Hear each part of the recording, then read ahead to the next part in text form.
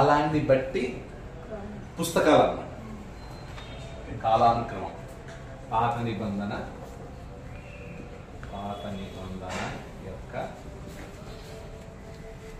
కాలానుక్రమము. పాత నిబంధన యొక్క కాలానుక్రమం. సో పాత నిబంధనలో మొదటి పుస్తకం ఏది?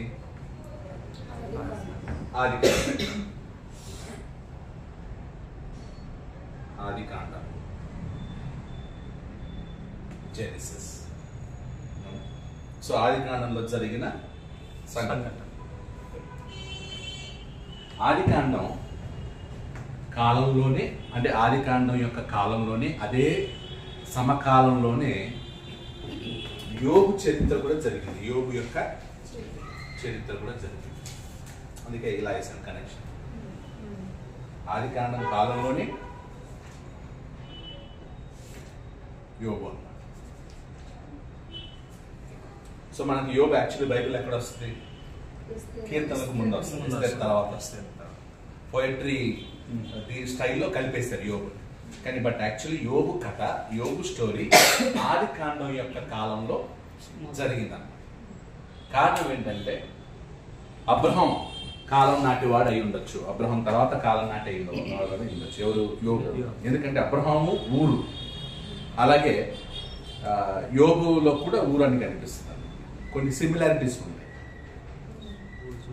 సో అందువల్ల యోబు యొక్క చరిత్ర ఆదికాండం కాలంలోనే జరిగింది.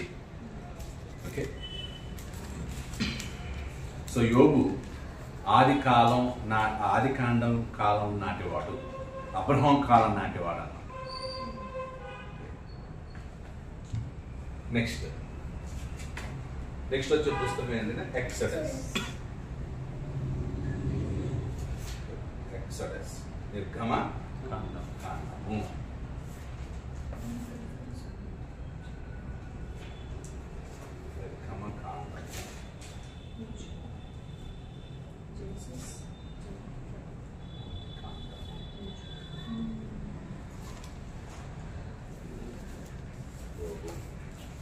నిర్గమకాండం కాలంలోనే ఇంకొక పుస్తకం ఉందన్నమాట. నిర్గమకాండం జరుగుతుండగానే ఒక బుక్, దాని అయితే సపరేట్గా రాశారు. అదేంటంటే లెవిటికస్. ఇది లెవిటికస్.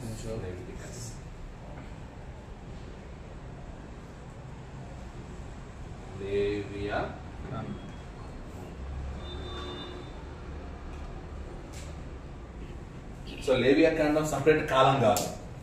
ఆ నిర్గమకాండం కాలంలోనే లేవీలు ఎలా ఉండాలో, ఏం చేయాలో, వాళ్ళ డ్రెస్ ఎలా ఉండాలో అన్ని వివరించి చెప్పాడు. కాబట్టి ఈ పుస్తకం కూడా దేనికి సంబంధించింది?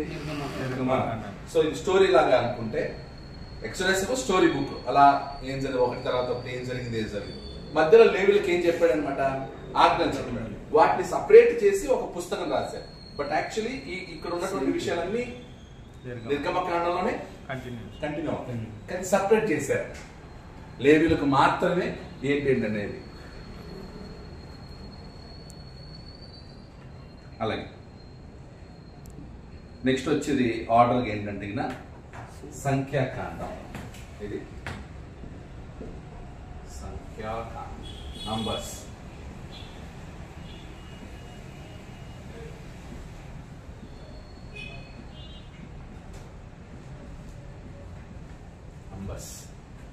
సంఖ్యాకాండం. సంఖ్యాకాండం జరుగుతున్న సమయంలోనే ధర్మశాస్త్రాన్ని రెండోసారి ఏం చేశాడన్నమాట, బోధించాడు. ఏ పుస్తకం అది? ద్వితీయోపదేశ కాండం.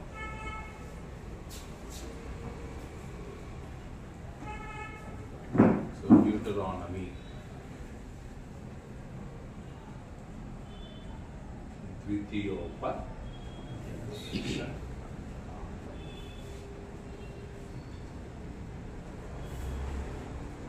అర్థమవుతుందా?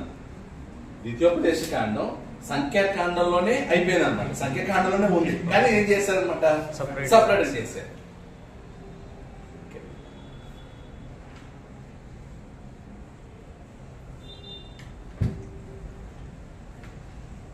నెక్స్ట్ యెహోషువ.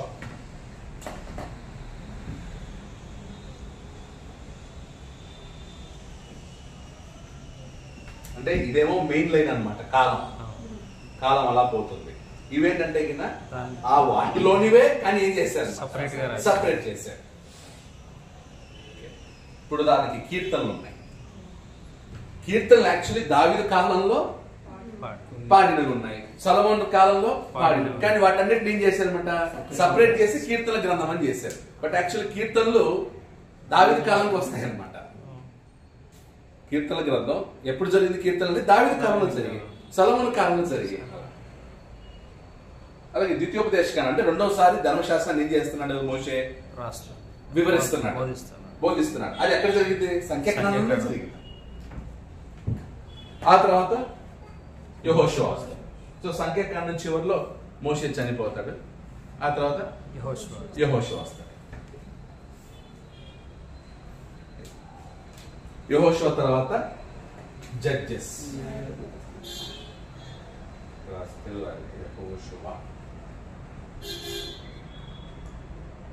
నెక్స్ట్ వచ్చేది అనమాట జడ్జెస్.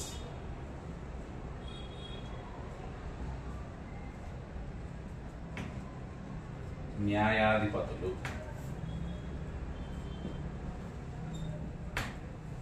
ఓకే, న్యాయాధిపతుల కాలంలోనే ఇంకొక స్టోరీ జరుగుతూ ఉంటది. అదే ఏదనమాట, రూత్.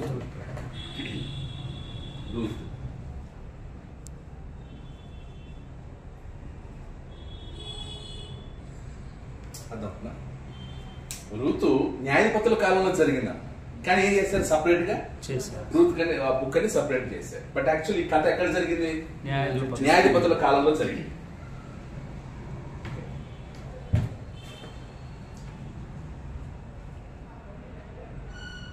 సో న్యాయాధిపతుల తర్వాత ఎవరు వచ్చారనమాట?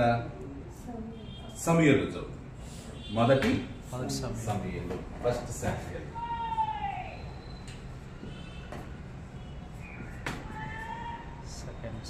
మొదటి సమూయేలు.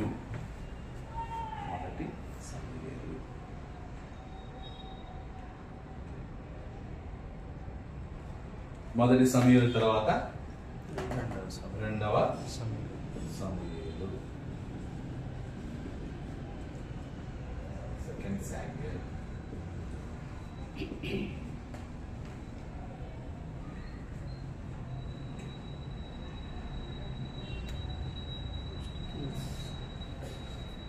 ఈ మొదటి సమూయేలు రెండవ సమూయేలు కాలంలోనే ఆమోసు, హోషేయ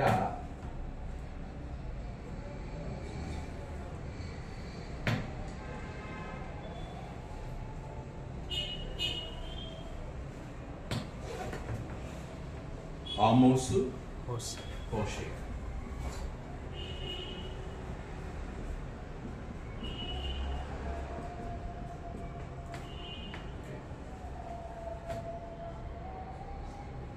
మొదటి సమూయేలు రెండవ సమూయేలు కాలంలోనే ఆమోసు, హోషేయ ప్రవచించారు. వీళ్ళు ఎవరికి ప్రవచించారంటే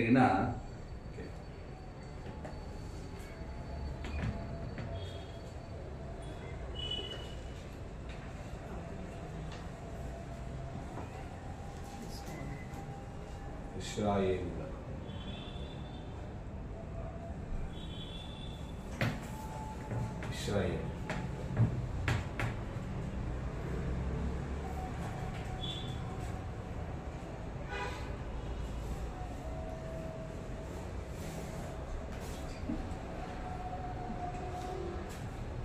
ఆ తర్వాత మొదటి రాజులు, ఫస్ట్ కింగ్స్. తర్వాత రెండవ రాజులు, సెకండ్ కింగ్స్.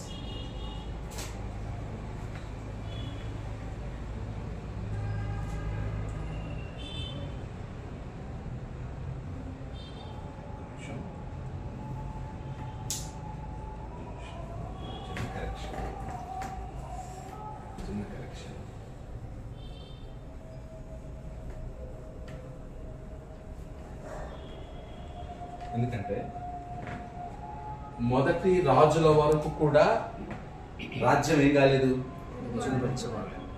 మొదటి రాజుల కాలంలో రాజ్యం ఏమైందనమాట, విభాగించబడింది. ఓకే, సో మొదటి రాజుల్లో రాజ్యం ఏమైపోయింది, విభాగించబడింది. ఎట్లా,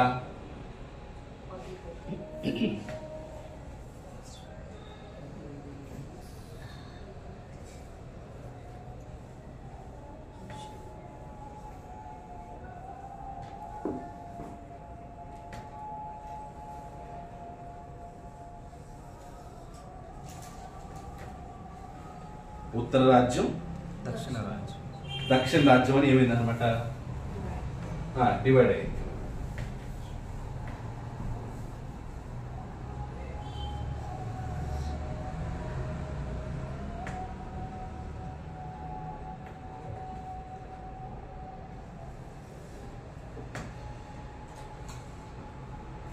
నార్త్,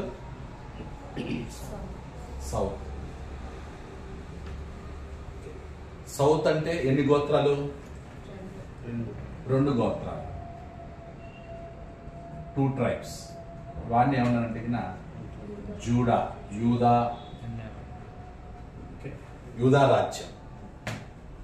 నార్త్ అంటే 10 గోత్రాలు. దీన్ని ఎవరన్నమాట, ఇశ్రాయేల్ అన్నారు. ఇజ్రాయేల్, యూదా రాజ్యం, ఇస్రాయేల్ రాజ్యం. ఎందుకంటే 10 ఎక్కువ ఉన్నారు కాబట్టి వీళ్ళు ఇజ్రాయెల్ అన్నారు. ఇక్కడ యూదా, బెన్యామీన్ ఉన్నారు కాబట్టి యూదా రాజ్యం అన్నారు.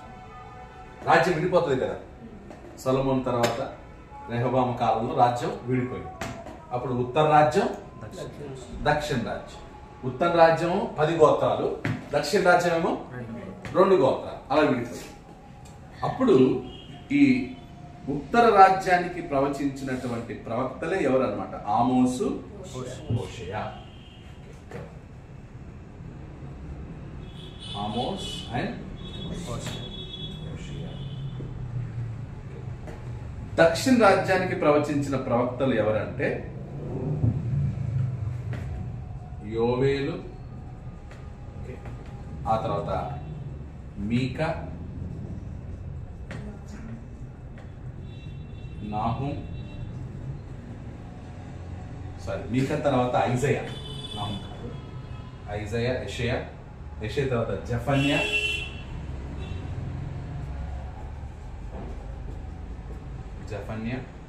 ఆ తర్వాత హబకుక్, జెర్మయా.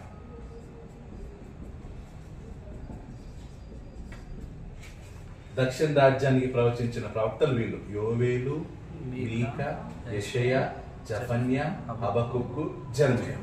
ఉత్తర రాజ్యానికి ప్రవచించిన ప్రవక్తలు ఆమోసు, హోషేయ. సో ఇవి ఎప్పుడు జరిగాయి అన్నమాట, ఈ రాజుల కాలంలోనే జరిగింది అనమాట. రాజ్యం విడిపోయిన తర్వాత, ఓకే, 10 గోత్రాలు, 2 గోత్రాలు. సో విడిపోయిన ఆ 10 గోత్రాలకి ఆమోసు, హోషేయ ప్రవచించారు. దక్షిణ రాజ్యానికి ఏమో యోవేలు, మీకా, యెషయా, జెఫన్యా, హబకుక్, ఇర్మియా.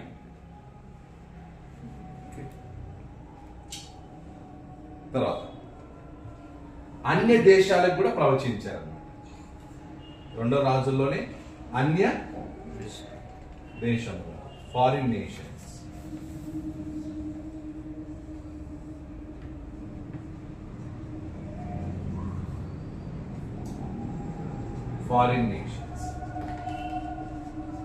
ఎవరైనా గుర్తున్నారా?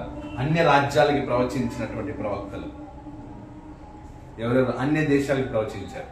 ఎవరు? ఎవరు?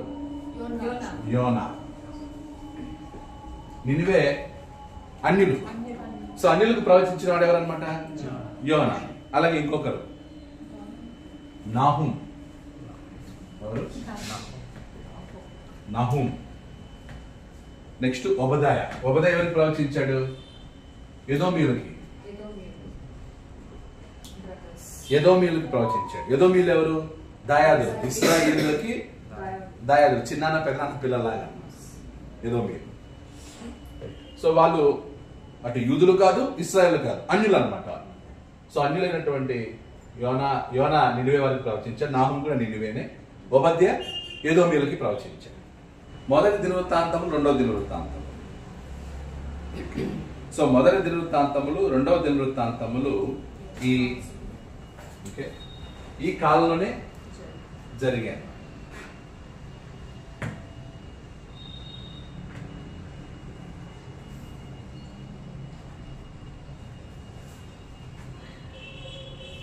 First Chronicles, second Chronicles.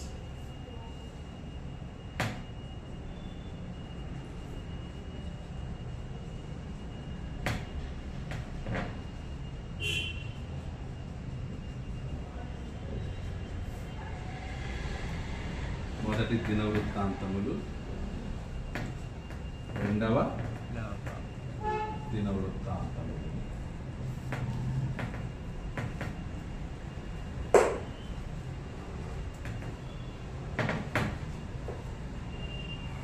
ఏంటంటే రిపీటే. మొదటి దినవృత్తాంతం, రెండు దినవృత్తాంతం ఇక్కడ జరిగిన దాన్ని మళ్ళీ ఏం జరుగుతుంది అన్నమాట, రిపీట్ ఉంటుంది. అప్పుడు కీర్తనలు ఎక్కడ ఎక్కడ మొదటి సమయాలు ఎక్కడ వస్తారు, ఇక్కడ వస్తారు కదా.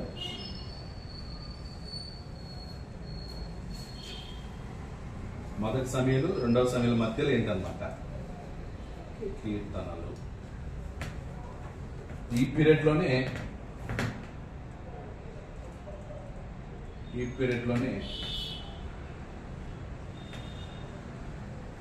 ప్రావర్బ్స్ అంటే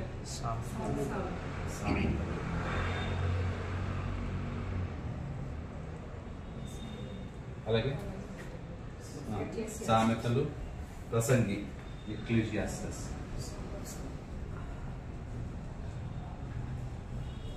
ఆ తర్వాత సాంగ్ ఆఫ్ సొలొమన్, పరమ గీతం,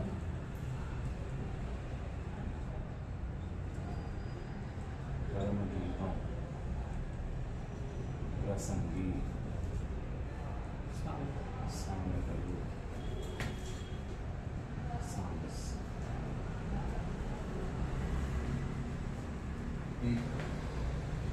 విలాప వాక్యములు ఇందులో ఉంటుంది, లామెంటేషన్స్.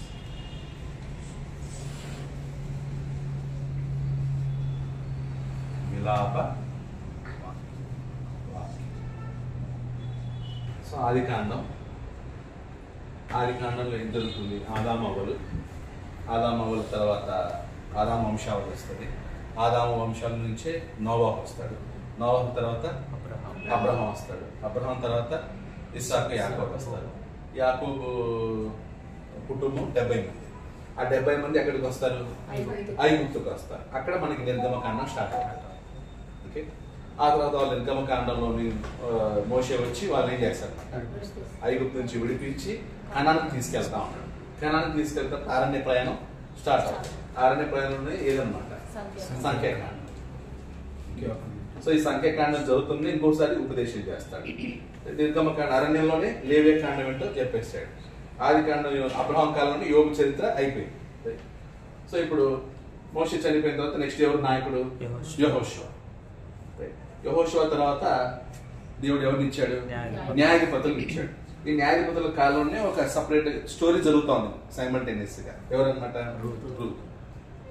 న్యాయాధిపతులు అయిన తర్వాత చివరి న్యాయాధిపతి ఎవరన్నమాట? సమూయేలు. అప్పుడు సమూయేలు కాలంలో వాళ్ళు ఏమడిగారు? మాకు రాజు కావాలని అడిగారు. అప్పుడు వాళ్ళకి మొదట రాజు ఎవరన్నమాట? సౌలు. సౌలు తర్వాత దావీదు. దావీదు తర్వాత సొలొమోను. సో దావీదు కాలంలోనే ఏది రాయబడ్డాయి అనమాట?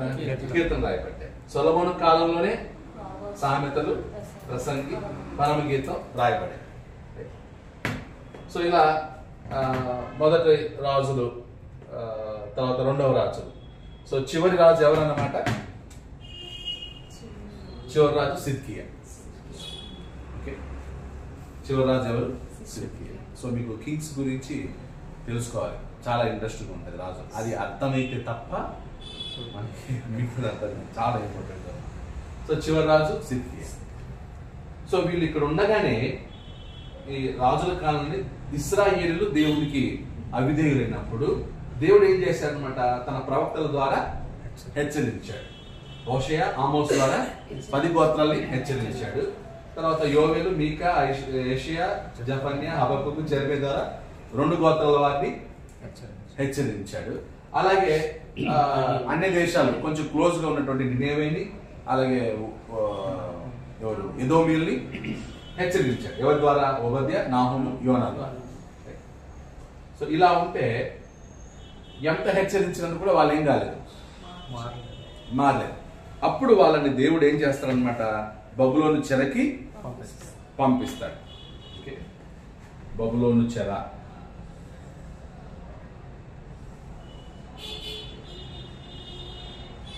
$70 years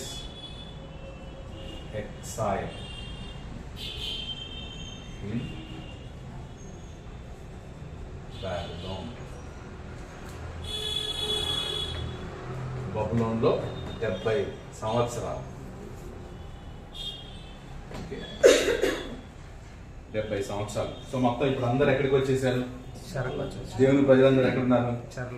బబులోని యొక్క చెరలో ఉన్నారు. చెరలో ఉండగానే చెరలో ఉన్న వారికి ప్రవచనం జరిగింది.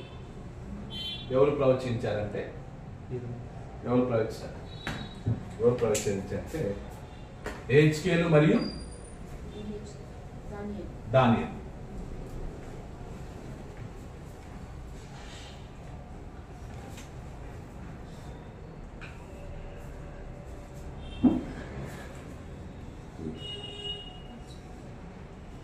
సో క్యాప్టివిటీ అని రాసుకున్నాం. క్యాప్టివిటీ అంటే చెరలో ప్రవచించిన వారు ఎవరంటే కింద దానియేలు, తర్వాత యెహెజ్కేలు.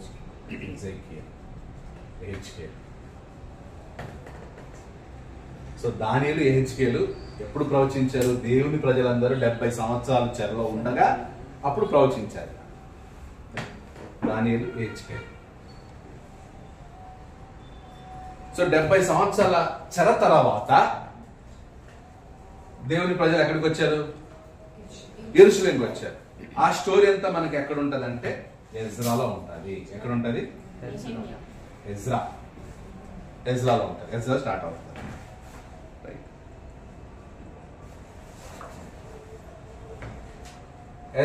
ఎజ్రా కాలంలోనే ఓకే ఎవరెవరు వస్తారంటే ఎజ్రా కాలంలో జెరుబ్బాబెలు,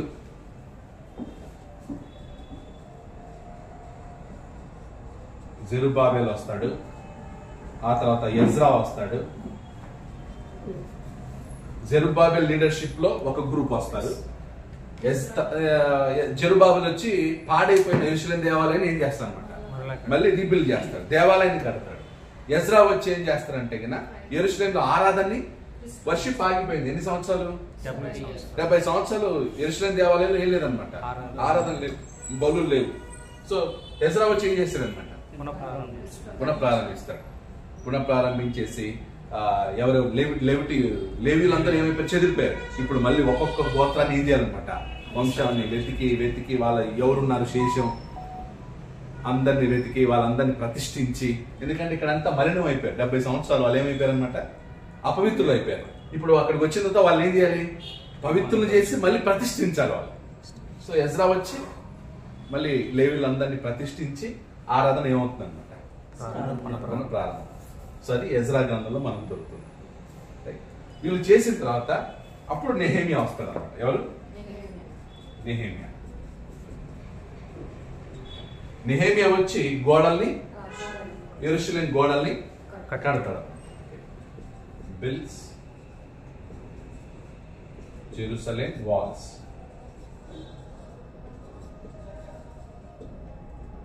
యెరూషలేము గోడల్ని కడతాడు. ఇప్పుడు వీళ్ళ పీరియడ్ లోనే ప్రవక్తలు కొంతమంది వచ్చి ఏం చేస్తారనమాట, వీళ్ళ పీరియడ్ లోనే ప్రవచిస్తారనమాట.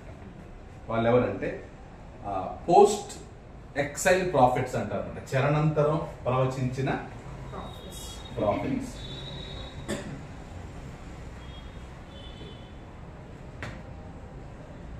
పోస్ట్ ఎక్సైల్ ప్రాఫిట్స్, చరణంతరం ప్రవచించిన ప్రవక్తలు. ఎవరెవరు? హగ్గయి, హగ్గై వచ్చి ఏం చేస్తాడు, ఎజ్రా కాలంలో దేవాలయం కట్టాలని ప్రారంభిస్తాడు, కానీ మధ్యలో ఏం చేస్తాడు, డ్రాప్ చేస్తాడు, స్టాప్ అవుతాడు. అప్పుడు హగ్గై వచ్చి ఏం చేస్తాడు, మళ్ళీ వాళ్ళని ఎంకరేజ్ చేసి ప్రోత్సహించి, మీకు బుద్ధి ఉందా, దేవాలయం పాడై ఉంటే కదా దాన్ని వదిలేసి మీరు మీ ఇళ్ళని కట్టుకుంటున్నారా అని హగ్గై వచ్చి ఏం చేస్తాడు అనమాట, ఎంకరేజ్. నెక్స్ట్ హగ్గై, జకర్యా,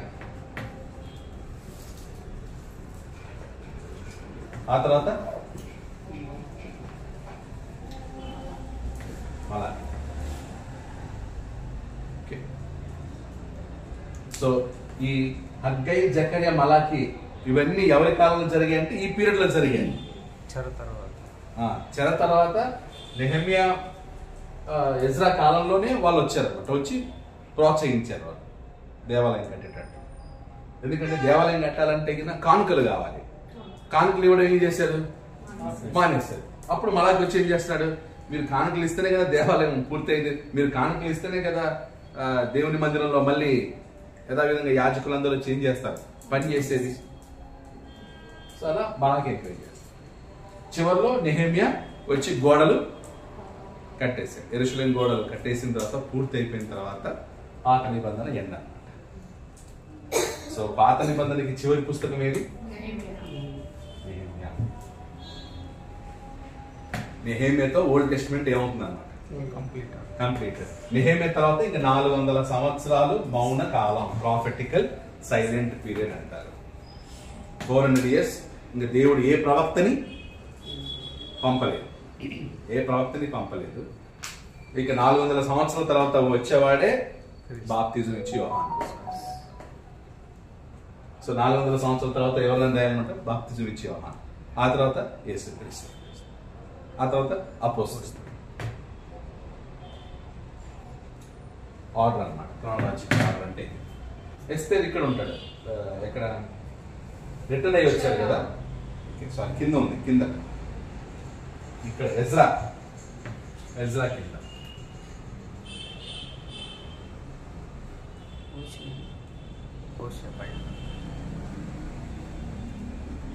ఎస్తేర్, ఎందుకంటే ఎజ్రా కాలంలో అందరూ రిటర్న్ వచ్చేసారు. ఎక్కడికి, మ్యాక్సిమం చాలా మంది వచ్చేసారు, కానీ కొంతమంది ఉండిపోయారు అక్కడ. ఆ బబులోన్లో ఉండిపోయినటువంటి వాళ్ళని కాపాడడానికి ఎస్తేర్ అక్కడ ఉంది. సో ఎస్తేర్ స్టోరీ ఎజ్రా కాలంలోనే జరుగుతుంది. ఒకవైపు ఎజ్రా నాయకత్వంలో వచ్చిన వాళ్ళు, జెరుబ్బాబెలు వీళ్ళు వెళ్తా ఉంటారు, ఇంకొక వైపు ఉన్న యూదుల్ని కాపాడడానికి ఎస్తేర్ ఎజ్రా కాలంలో జరిగినట్టు. సో ఇది ఆర్డర్. యాక్చువల్లీ ఇది సెంటర్ బాగా ఉండేది ఏంటన్నమాట, ఆర్డర్ అన్నమాట. ఇవన్నీ కూడా ఏంటంటే ఆ ఆర్డర్ కాలంలో జరిగినవి, కానీ వాటిని సపరేట్ బుక్స్ గా రాశారు. అవి కూడా ఈ మధ్యలో ఉండేవే, కానీ ఏ సపరేట్ రాశారు కాబట్టి ఏ ఎక్స్ట్రా బుక్స్ అన్ని ఎక్కడ ఏ కాలానికి సంబంధించిందో అని చూపిస్తారు. ఇప్పుడు ఎస్తేర్ సపరేట్ రాశారు, కానీ ఎస్తేర్ ఎజ్రా కాలానికి సంబంధించేసి. రూతు సపరేట్ గా రాయబడింది, కానీ రూతు న్యాయాధిపతుల కాలంలో సంభవించింది. యోబుడు సపరేట్ గా రాశారు, కానీ యోబు ఆది కాలంలోనే రాయబడింది. సమూయేలు 1-2లో ఎవరు లేరు, సమూయేలు మాత్రమే ఉన్నాడు. సమూయేలు మాత్రమే. సమూయేలు దగ్గర సౌలు వస్తాడు, సౌలు జరుగుతాడు, రాజులు స్టార్ట్ అవుతారు. అక్కడ 8వ అధ్యాయంలో రాజులు స్టార్ట్ అవుతారు. మొదటి సమయంలోనే సౌలు స్టార్ట్ అవుతారు, తర్వాత దావీదు వస్తాడు. మొదటి సమయాలకి 2వ సమయాలకి మధ్యలో కీర్తనలు, ఆ కీర్తనల కొనసాగింపులు సామెతలు, ప్రసంగి. సో ఇదంతా కూడా రాజుల కాలంలోనే జరిగింది. ఇది రాజుల కాలం. మొదటి సమయాలు, 2వ సమయాలు, ఇదంతా కూడా రాజుల కాలం. ఆ కాలంలోనే ఇవి ఏం చేయబడ్డాయి, రాయబడ్డాయి. మొదటి రాజులు సగంలోనే సొలొమోను చనిపోతాడు. సొలొమోను భ్రష్టుడు కాకముందే ఈ సామెతలు ఇవన్నీ రాసింది. సొలొమోను కాలంలో ఇవి రాయబడ్డాయి కాబట్టి ఇక్కడ రాశారు. మొదటి దినవృత్తాంతం, 2వ దినవృత్తాంతం రిపీటెడ్ మొత్తం. సో అందుకని ఇవి ఈ కాలంలో, 2వ రాజుల కాలంలో మళ్ళీ రిపీట్ గా చెప్పడం జరిగింది. చెర కూడా 3 times చెర ఉంటుంది, ట్వైస్ 3 times అటాక్. అంటే కంప్లీట్ ఓవరాల్ గా 70 years. సో ఇక్కడ ఉండగానే నార్త్ కింగ్డమ్ ఆల్రెడీ వెళ్ళిపోతారు, వాళ్ళు అష్యూర్కి వెళ్ళిపోతారు. కాబట్టి వాళ్ళ లెక్కలోకి లేదు, వాళ్ళని హెచ్చరించాడు. ఈ 2వ రాజుల్లోనే వాళ్ళు వెళ్ళిపోతారు.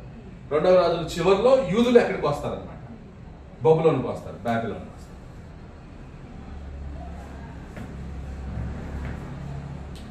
అంటే 3 దఫాలుగా బబులోను ఏం చేస్తారనమాట, యెరూషలేముని అటాక్ చేస్తారు. లాస్ట్ గా వెళ్ళిపోతారు. కానీ ఓవరాల్ గా వాళ్ళు ఉండేది 70 years.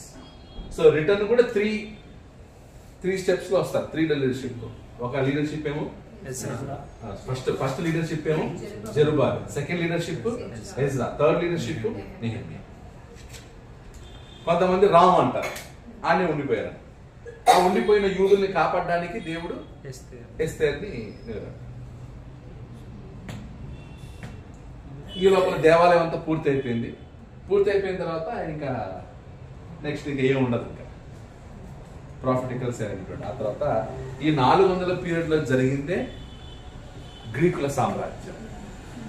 ఈ 400 సంవత్సరాలు ఎవరు వచ్చారు అనమాట? 3వ సామ్రాజ్యం ఏది? రెండో సామ్రాజ్యం గ్రీకుల. చూడండి, ఈ కాలంలో 2వ రాజుల కాలంలో బబులోన్లు వచ్చారు. బబులోన్లు ఓకే, బబులోన్ కాలంలో వీళ్ళు బబులోన్ చెరకు వెళ్ళారు. మాది పారసీకుల కాలంలో రిటర్న్ అయ్యారు. మాది పారసీకుల బబులోన్లు ఓడిపోయి మాది పారసీకులు వచ్చాక అప్పుడు వాళ్ళు ఏం చేస్తారు అనమాట, రిటర్న్ అనమాట. Return to Jerusalem. అదే మనకి ఎజ్రా పుస్తకంలో ఉంటాయి, రిటర్న్ టు జెరూసలేం. మాది పారసీకుల కాలం. మాది పారసీకుల కాలంలోనే 3 లీడర్షిప్, 3 నాయకత్వంలో వచ్చేసారు. ఆ తర్వాత మాది పారసీకుల తర్వాత ఎవరు వచ్చారు? గ్రీకులు వచ్చారు. అది బైబిల్లో లేదు, కానీ వస్తారనే విషయం బైబిల్ ముందే చెప్పింది. దానియేలు కళలో చెప్పాడు 4 సామ్రాజ్యాలు వస్తాయి. ఇప్పుడు మీరు చూస్తుంది బబులోను. బబులోను నాశనమై మాది పారసీకులు వస్తారు, మాది పారసీకుల తర్వాత గ్రీకులు వస్తారు, గ్రీకుల తర్వాత రోమీలు వస్తారు అని ముందే చెప్పేశారు. ఇప్పుడు మాది పారసీకుల వరకు మనకు రికార్డు ఉంటుంది బైబిల్. ఆ తర్వాత 400 సంవత్సరాలు మౌన కాలం. ఈ 400 సంవత్సరాల కాలంలో ఏమైందంటే గ్రీకులు ప్రపంచాన్ని పరిపాలిస్తారు. అతని అలెగ్జాండర్. ఆ స్టోరీ తెలియాలంటే మనకి మక్కబీయుల చరిత్ర తెలియాలి. కానీ ఆ కాలంలో ఏం జరుగుతుందో దానియేలు గ్రంథం చాలా క్లీన్ గా చెప్పాడు. అలెగ్జాండర్ అనేవాడు వస్తాడు, వాడు చనిపోతాడు, వాడు చనిపోయిన తర్వాత 4 గవర్నర్స్ వస్తారు. ఓకే, ఆ 4 మధ్యలో విభేదాలు ఏర్పడతాయి. క్లియోపాత్ర గురించి కూడా చెప్పేస్తాడు దాని. అంటే ఈజిప్ట్ కి సిరియాకి మధ్య జరిగే యుద్ధాలు చాలా బాగుంటుంది. అది స్టోరీ యాక్చువల్లీ ఇంట్రెస్టింగ్ ఉంటే, హిస్టరీ తెలుసుకోవాలనుకుంటే మాత్రం బ్యూటిఫుల్ గా ఉంటుంది. 39 పుస్తకాలు బుక్ లో ఇలా ఉన్నాయి. డిఫరెంట్ గా థింక్ చేయాలన్నమాట. ఇప్పుడు బయటకు వచ్చి ఏం చేస్తున్నాం, కాలానుక్రమం పీరియడ్, అది ఆలోచిస్తాం. ఇప్పుడు ఆదికాండం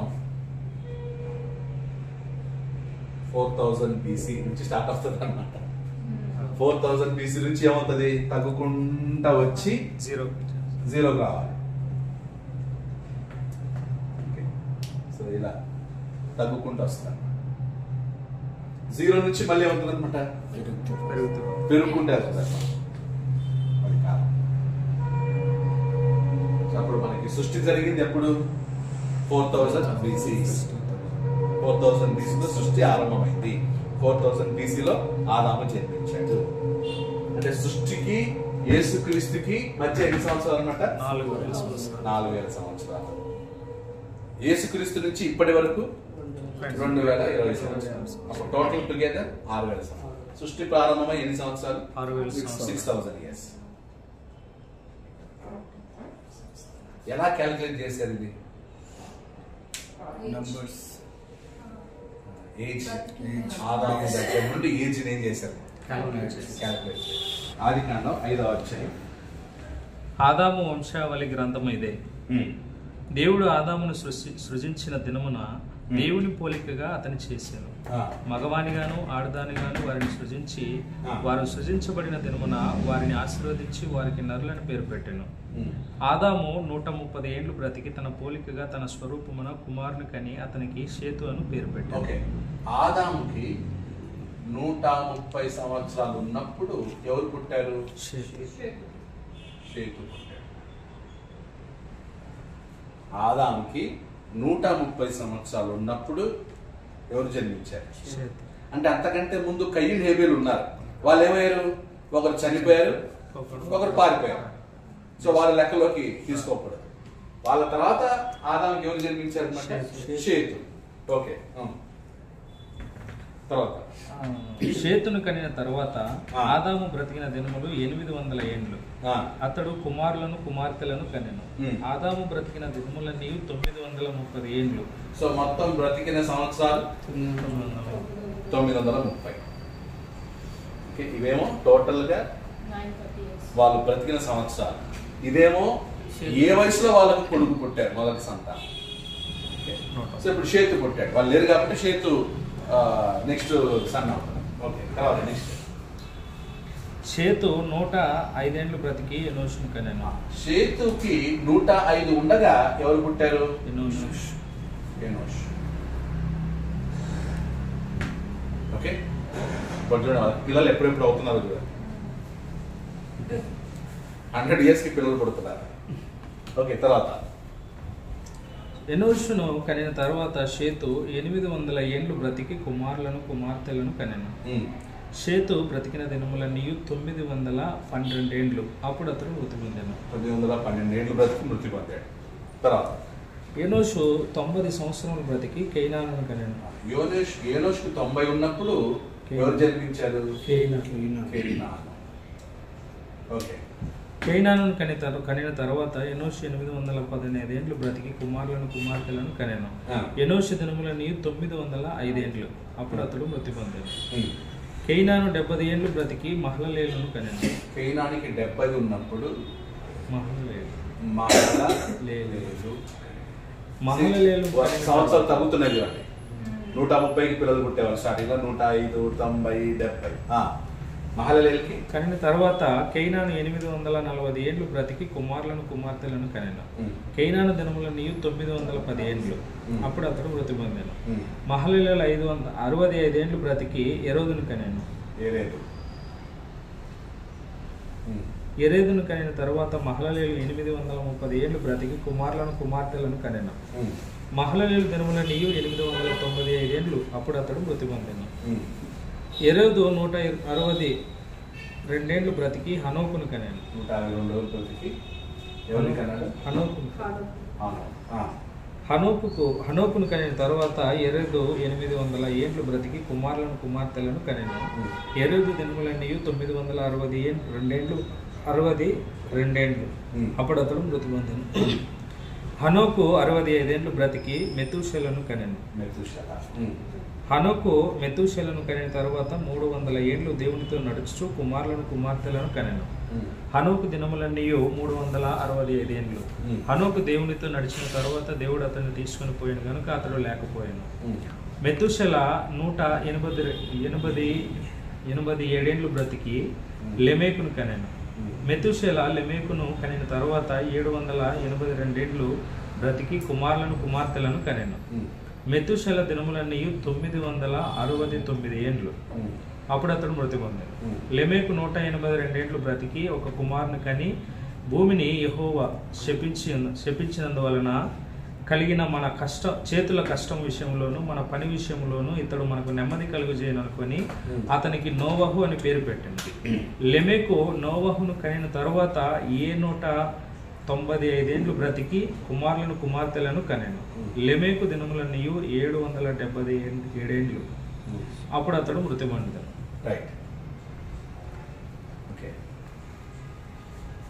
సో ఆదాము నుంచి నోవాహు వరకు ఎన్ని సంవత్సరాలు లెక్కేది? ఇవి లెక్కే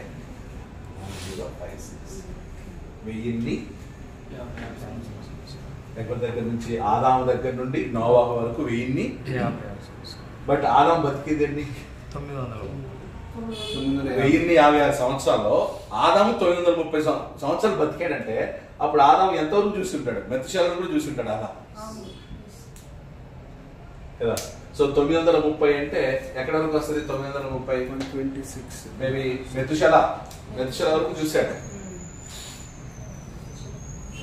ఇంతవరకు బతికాడు ఆదాము. సో ఇలా క్యాలిక్యులేషన్. నెక్స్ట్ ఇప్పుడు నోవాహు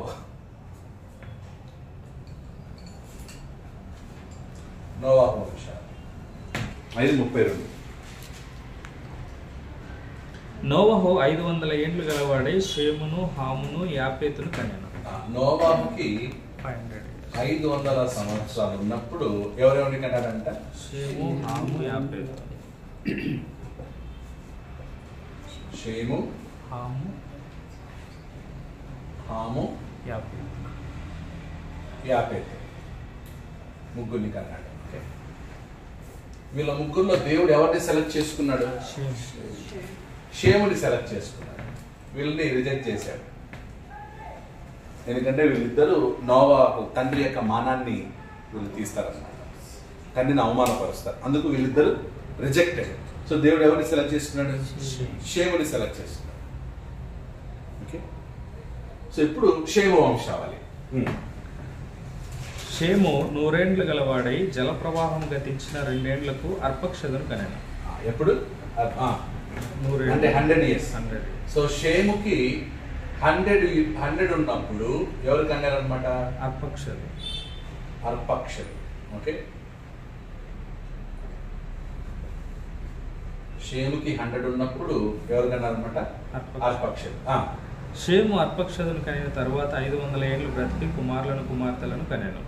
అర్పక్షదు 35 ఏండ్లు బ్రతికి షేలోహును కనెను. 35. ఇప్పుడు చూడండి, ఏ వయసులో పిల్లలు పడుతున్నారు? 35. అంటే దేవుడు ఆయుష్ని ఏం చేశాడు? తగ్గించుకుంటూ వచ్చాడు. నోవాహు కాలంకి వచ్చేసి నోవాహు కాలంకి 500 సంవత్సరాలు తగ్గింది. ఓకే, మోషే కాలంకి 120 తగ్గుతుంది. మోషే బ్రతికింది 120. సో ఇప్పుడు ఎప్పుడైతే మనిషి ఆయుష్ 120కి అయిందో అప్పుడు ఆటోమేటిక్ వాళ్ళ పెళ్లిళ్ళు కూడా ఎక్కడ అవుతున్నాయి? అర్లీగా అవుతున్నాయి. వీళ్ళకి 1000 years బ్రతికారు కాబట్టి వీళ్ళ పెళ్లిళ్ళు ఎప్పుడైనా వీళ్ళకి పెళ్లిళ్ళు అయితే పిల్లలు ఎప్పుడైతే 100 years లో అయ్యారు. 35. అర్పక్షదు 35 ఏండ్లు బ్రతికి షలాహును కనెను. అర్పక్షదు షలాహును కనిన తరువాత 403 ఏండ్లు బ్రతికి కుమారులను కుమార్తెలను కనెను. షలాహు 35 ఏండ్లు బ్రతికి ఏబేరును కనెను. 30 ఏండ్లు. షలాహు ఏబేరును కనిన తరువాత 403 ఏండ్లు బ్రతికి కుమారులను కుమార్తెలను కనెను. ఏబేరు 34 ఏండ్లు బ్రతికి పెలేగును కనెను. 34 ఎవరిని అన్నాడు? పెలేగు. ఏబేరు పెలేగును కనిన తరువాత 430 ఏండ్లు బ్రతికి కుమారులను కుమార్తెలను కనెను. పెలేగు 30 ఏండ్లు బ్రతికి రయూనును కనెను. పెలేగు రయూనును కనిన తరువాత 290 ఏండ్లు బ్రతికి కుమారులను కుమార్తెలను కనెను. రయు 32 ఏండ్లు బ్రతికి సెరూగును కనెను. రయు సెరూగును కనిన తరువాత 207 ఏండ్లు బ్రతికి కుమారులను కుమార్తెలను కనెను. సెరూగు 30 ఏండ్లు బ్రతికి నాహోరును కనెను. సెరూగు నాహోరును కనిన తరువాత 200 ఏండ్లు బ్రతికి కుమారులను కుమార్తెలను కనెను. నాహోరు 29 ఏండ్లు బ్రతికి తెరహును కనెను. నాహోరు తెరహును కనిన తరువాత 119 ఏండ్లు బ్రతికి కుమారులను కుమార్తెలను కనెను. తెరహు 70 ఏండ్లు బ్రతికి అబ్రామును నాహోరును హారానును కనెను. తెరహు వంశావళి ఇది. సో అబ్రాము తర్వాత అబ్రాము నాహోరు హారాను. తెరహు వంశావళి ఇది. తెరహు అబ్రామును నాహోరును హారానును కనెను. హారాను లోతును కనెను. హారాను లోతును కనెను. సో ఇప్పుడు తెరాహుకి 70 వచ్చినప్పుడు అబ్రాము నాహోరు హారాను కన్నాడు. అప్పుడు నోవాహు నుంచి అబ్రహాం వరకు ఎన్ని సంవత్సరాలు? 890 సంవత్సరాలు. ఎవరి దగ్గర నుంచి? నోవాహు నుంచి అబ్రహాం పుట్టిన తర్వాత 890 సంవత్సరాలు. నెక్స్ట్ అబ్రహాంకి 100 years ఉన్నప్పుడు ఎవరు పుట్టారు? ఇస్సాకు, ఇష్మాయిల్ పుట్టాడు. ఇస్సాకు, ఇష్మాయిల్ పుట్టాడు. సో ఇక్కడ మీరు తేరాకి 3 పుట్టారు. దేవుడు ఎవరిని సెలెక్ట్ చేసుకున్నాడు? అబ్రాహాం సెలెక్ట్ చేసుకున్నాడు. అబ్రాహాంకి 100 ఉన్నప్పుడు 2 కుమారులు ఎవరెవరు? ఇష్మాయిల్, ఇస్సాకు. దేవుడు ఎవరిని సెలెక్ట్ చేసుకున్నాడు? ఇస్సాకుని సెలెక్ట్ చేసుకున్నాడు. ఇష్మాయిల్ రిజెక్ట్ చేశాడు. అప్పుడు ఇస్సాకుకి ఏ సంవత్సరంలో పెళ్ళైంది? 40 years. సో 40 years లో ఇస్సాకుకి ఎవరు జన్మించారు? ఇస్సాకుకి ఇద్దరు. ఎవరెవరు? ఏశావు, యాకోబు. దేవుడు ఎవరిని సెలెక్ట్ చేసుకున్నాడు? యాకోబు. 3900 years. సో మధ్యలో కొంచెం అటు ఇటు ఉంటుంది అంట 100 years రఫ్లీ. కాబట్టి 4000 years. అబ్రహాం నుండి ధర్మశాస్త్రం ఇచ్చేంత వరకు ఎంత కాలం? సో అప్పుడు మనం లెక్క ఎట్లేదంటే ఇస్సాకుకి ఎన్ని సంవత్సరాలు ఉన్నప్పుడు యాకోబు పుట్టాడు? యాకోబుకి ఎన్ని సంవత్సరాలు ఉన్నప్పుడు 12 మంది కుమారులు పుట్టారు? సో వాళ్ళు ఏం చేశారు? ఎక్కడికి వెళ్ళారు? ఐగుప్తుకి వెళ్ళారు. ఐగుప్తులు ఎన్ని సంవత్సరాలు ఉన్నారు? 400. సో అది అక్కడ యాడ్ అవుతుంది.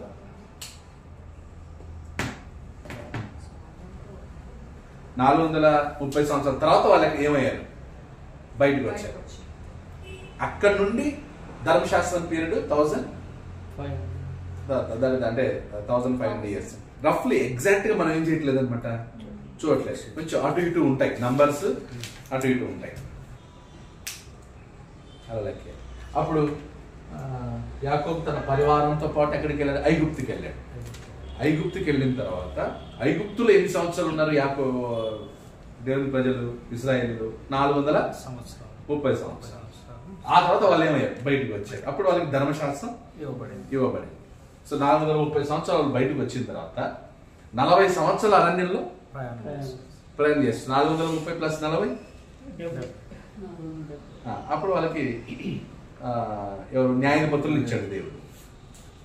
న్యాయాధిపతుల కాలం ఎంత? రాజుల కాలం ఎంత? రాజులు అయిపోయిన తర్వాత వాళ్ళు 70 సంవత్సరాలు బబులోన్. 70 సంవత్సరాల తర్వాత రిటర్న్ వచ్చారు. రిటర్న్ వచ్చిన తర్వాత దేవుడు వాళ్ళకి ఇక ఏ ప్రవక్తని అప్పుడు 400 సంవత్సరాలు ఏంటన్నమాట. అలా ఓవరాల్ గా చేసుకుంటే ఆదాము నుండి యేసుక్రీస్తు వరకు ఎన్ని సంవత్సరాలు? 4000 సంవత్సరాలు. 4000 years. యేసుక్రీస్తు దగ్గర నుంచి ఇప్పటి వరకు 2000. ఇప్పుడు ఆదాముకి 130 ఉండగా ఎవరు పుట్టారు? షేతు పుట్టాడు. అవునా? షేతుకి 105 ఉండగా ఏనోషు పుట్టాడు. ఏనోషుకి 90 సంవత్సరాలప్పుడు కేనాను పుట్టాడు. కేనానికి 70 ఉన్నప్పుడు మహల్లేలు పుట్టాడు. మహల్లేలుకి 65 ఉన్నప్పుడు ఏరేలు పుట్టాడు. ఏరేలుకి 162 ఉన్నప్పుడు ఆనోకు పుట్టాడు. ఆనోకి 65 ఉన్నప్పుడు మెతుషెల పుట్టాడు. మెతుషెలకి 187 ఉన్నప్పుడు లేమెకు పుట్టాడు. లేమెకి 182 ఉన్నప్పుడు నోవాహు పుట్టాడు. వీటిని లెక్క కంటిన్యూషన్ కదా. ఇప్పుడు కాలం కంటిన్యూషన్ చేయాలి. వాళ్ళు టోటల్ బ్రతికిన సంవత్సరాలు లెక్కేస్తే రాంగ్ అవుతుంది. ఎందుకంటే దానికి ఓవర్లాప్ వాళ్ళు పుట్టినప్పుడు కూడా బతికాడు కదా. ఇప్పుడు ఆదాం ఇన్ని సంవత్సరాల వరకు బతికాడు. అది యాడ్ చేసుకుంటే మనకి ఎక్కువ అయిపోతుంది. అందుకని వాళ్ళు పుట్టినప్పుడు కాదు, ఏ వయసులో వాళ్ళకి పిల్లలు పుట్టారో ఆ వయసుని వేసుకొని అలా కౌంట్ చేసుకుని రావాలి. ఎందుకంటే ఆదాం వయసు దేవుడే చెప్పాడు. ఎలా తెలుసు ఆదాం వయసు అంటే దేవుడు చెప్పాడు. ఎందుకంటే 6వ రోజు ఆదాం సృష్టించబడ్డాడు. ఓకే, బట్ ఏ వయసులో ఆదాంకి కుమారుడు పుట్టాడో దేవుడు చెప్పాడు కాబట్టి దాన్ని మనం తీసుకున్నాం. హిస్టరీ. అందుకే ఆయన క్రీస్తు శకం, క్రీస్తు పూర్వం ఉన్నారు. ఏం మిగతా వాళ్ళు ఎందుకు పిలవలేదు? ఎందుకంటే అది హిస్టరీ. యేసుక్రీస్తు జననం హిస్టరీ, ఆయన మరణం హిస్టరీ. It is recorded. ఇప్పుడు మన దేశంలో మాకు వద్దని మేము రాముని పూర్వం, రాముని శకం వాడతామంటే అవుద్దా? Know history. డాక్యుమెంట్ ఏం లేదనమాట. రిటర్న్ డాక్యుమెంట్ ఏం లేదు వాళ్ళ కాలం అని. అందుకే వాళ్ళు ఏమంటారండి ఇంకా త్రేతాయుగం, ద్వాపర యుగం, ఆ యుగం అంటారు. ఆ యుగాలు ఏం లేవు. నేనంటే రికార్డు లేదు.